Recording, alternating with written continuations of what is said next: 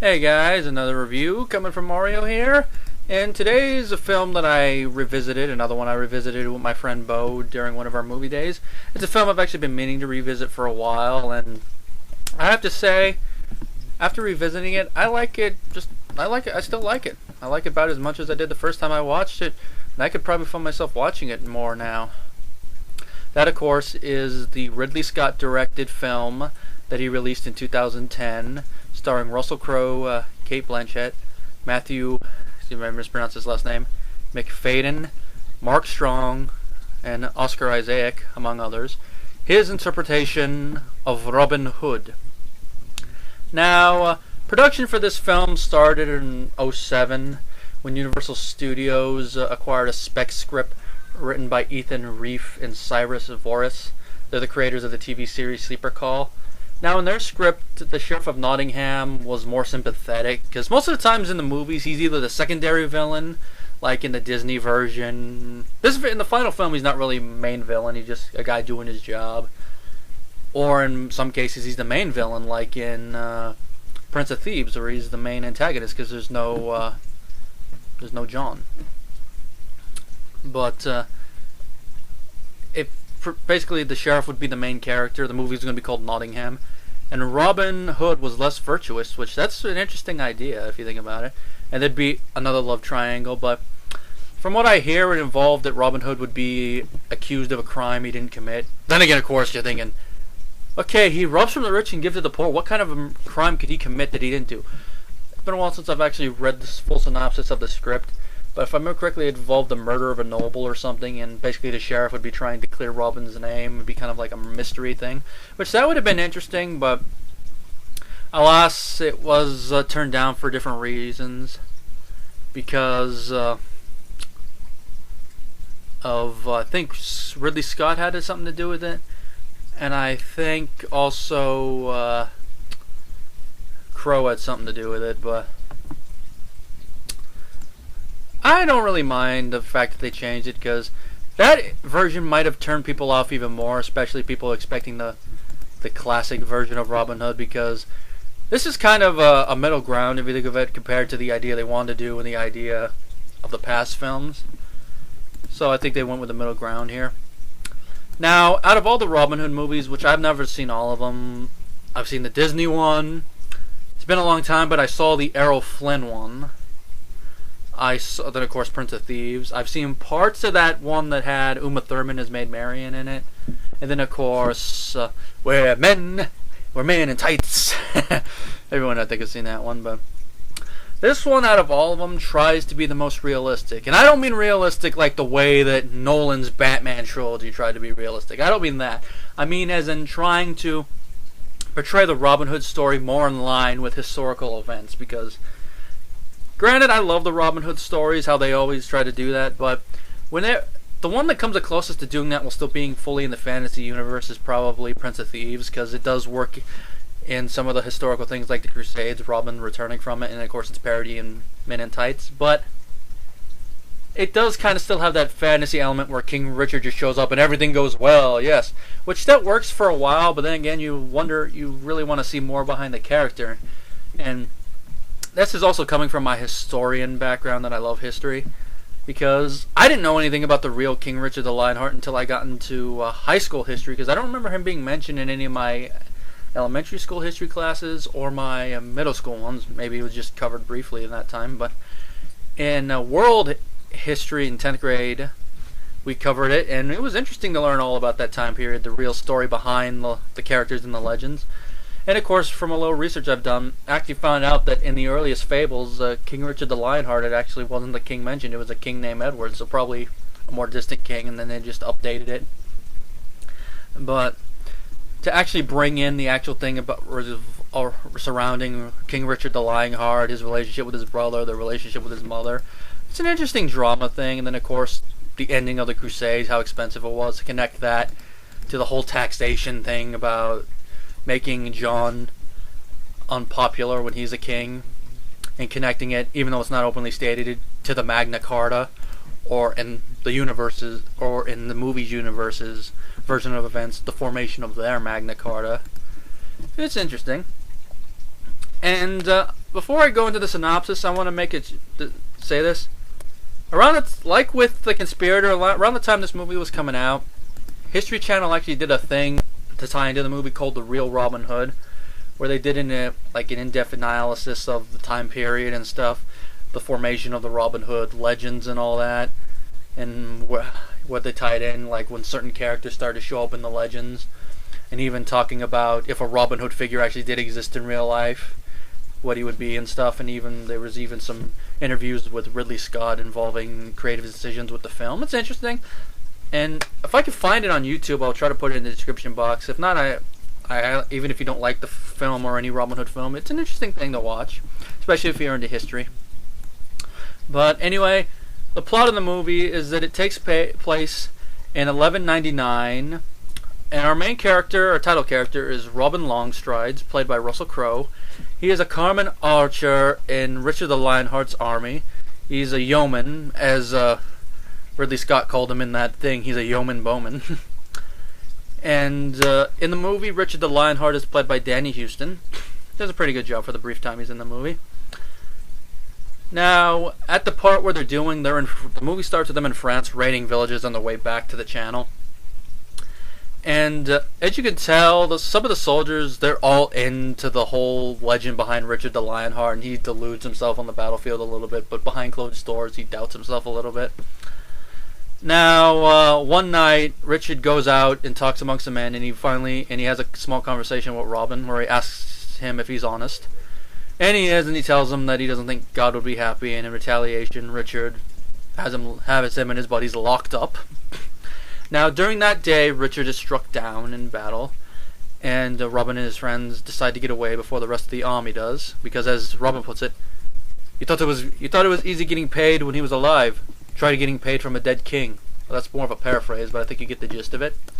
Now, on their way back, his buddies, which include Alan Adale, Will Scarlett, which is not really said why he's called that, but he has red hair, so I'm guessing Scarlett might be a Nick surname. Little John, which they actually do a innuendo joke about his name, which I thought was funny. They all go, and they find a knight by the name of Robert Locksley, who was basically one of the king's right-hand men, and a bunch of other knights slain. They were the ones charged with taking Richard's crown back across the channel and delivering it to his brother and mother.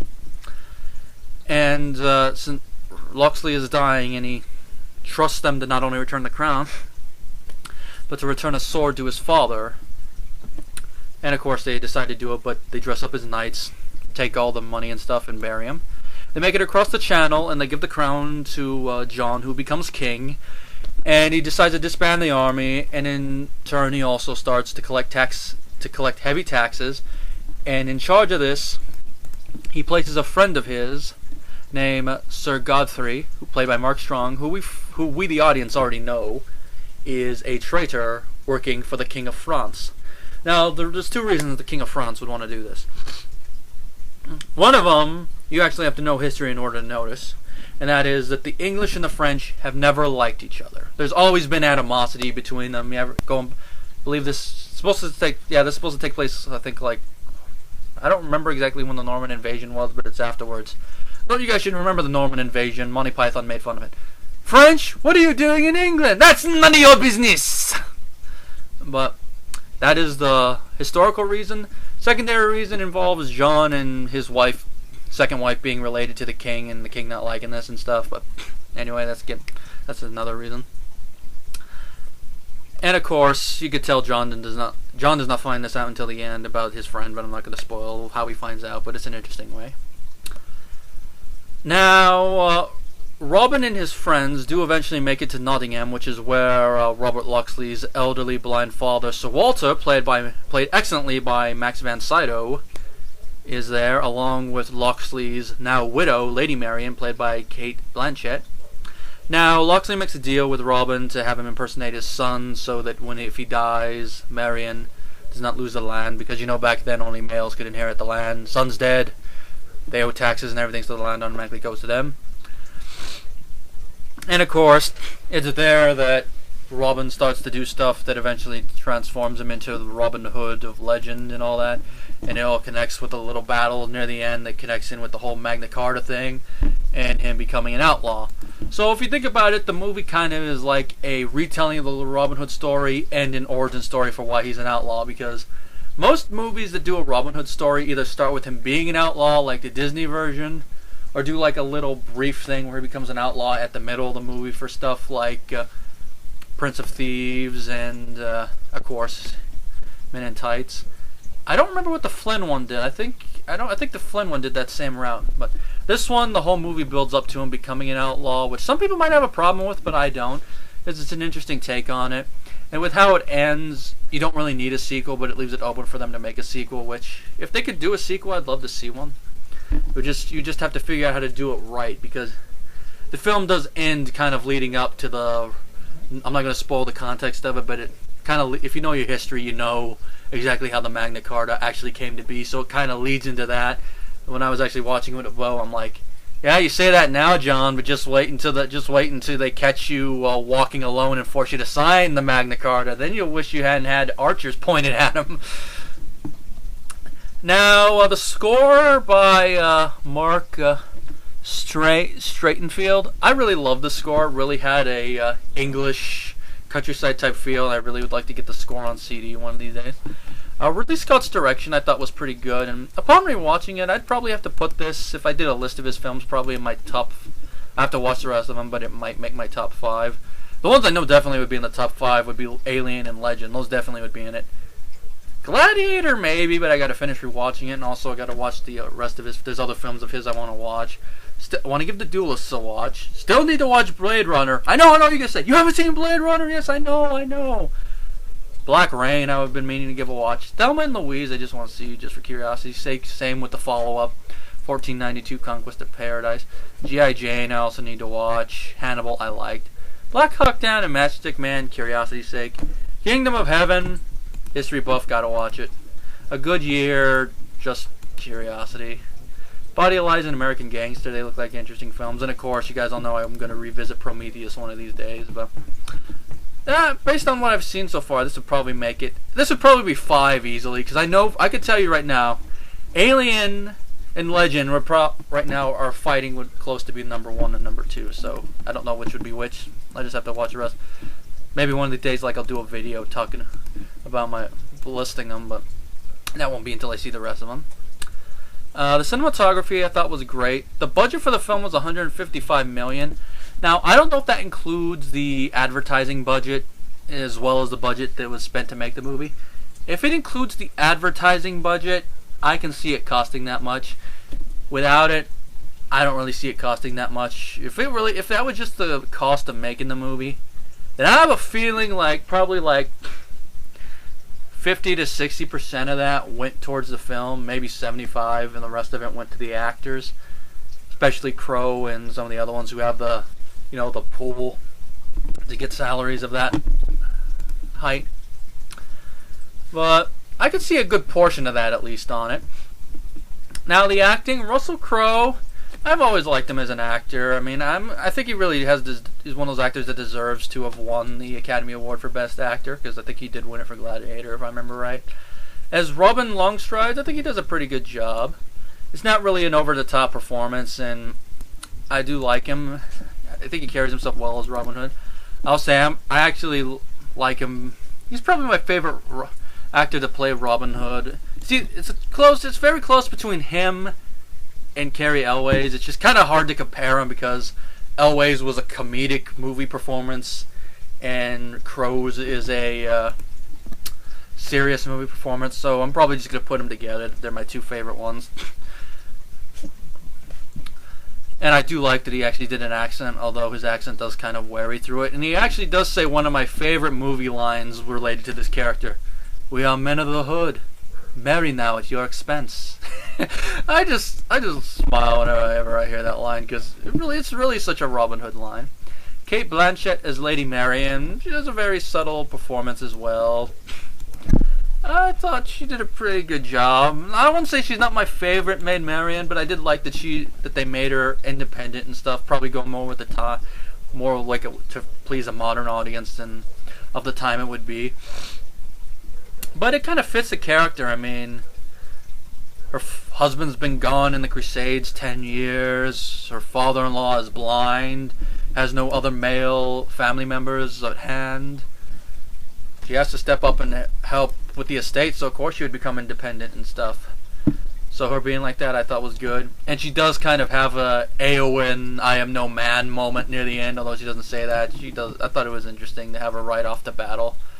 Robin not having a problem with it, although he does get a little bit pissed at the end. Mark Strong as our villain, Sir Godfrey. He did an excellent job. He's one of those. He's one of those actors that could do that look where you could tell he's evil, but then like pull off a charming look where you could see he's blending in. But of course, as I've mentioned in several videos, with the movies he's doing, Mark Strong is going to get typecast because every movie I know him from, he's a villain. Kick-Ass, he's a villain. Robin Hood, he's the villain. Green Lantern, he's a villain in the making. As Sinestro, still going to be a villain. And of course, Sherlock Holmes, the villain. I just really hope he could expand and actually play like a good guy. Oscar Isaac as King John of England. I felt he did a magnificent job as it. And from what I looked up, this is his biggest role of note. He did a very good job as him. You could tell he's a king, that he's struggling to try to be a worthy king, but he's having difficulty with it.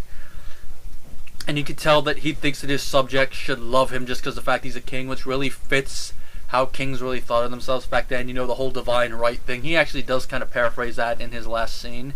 And granted, when I saw the trailers, I thought he was probably going to overact at one point because it does show part of the dialogue from his last scene. I declare him to be an outlaw! In the context of the trailer, it looks like he was overacting, but in the actual movie, he's yelling over a bunch of people, so it makes sense that he'd have to make it seem like an overact yell. So, I don't do it. But overall, I think he did a pretty good job. The character is selfish and fire-tempered, and kind of sarcastic, and he has like a dark charisma about him, but it fit, especially from what I remember of him. Mark Addy played Friar Tuck, and I thought he did a pretty good job as Friar Tuck. The only other movie I know him from, if I remember correctly, I believe he was in A Knight's Tale. I'm double checking real quick. Apparently he's in Game of Thrones. Episode of Married with Children, The Full Monty. He played Fred Flintstones in the Viva Rock Vegas movie. Yep, he played Roland in A Knight's Tale, and he was also in The Time Machine. I think he was pretty good as Friar Tuck, because they portray Friar Tuck not only as kind of a drunkard guy, but as a beekeeper, which I thought was interesting. And you kind of feel for the guy a little bit, just a little bit, because you know he really wants to do what's right, but he has no say because he's just a humble friar. William Hurt as William Marshall did a pretty good job. He's only in a handful of scenes, but Hurt's usually good when in whatever role he's given. Did a good job.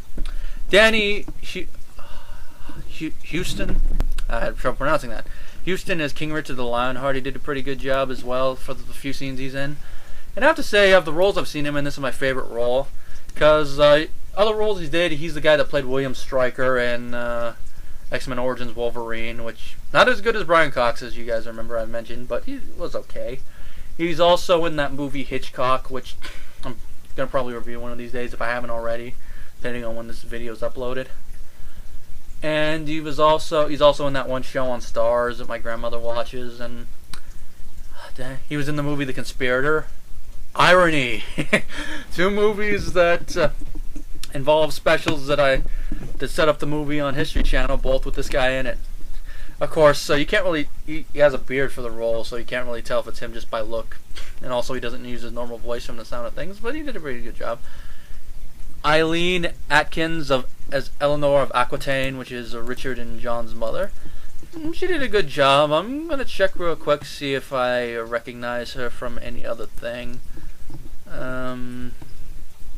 She was in Last Chance Harvey.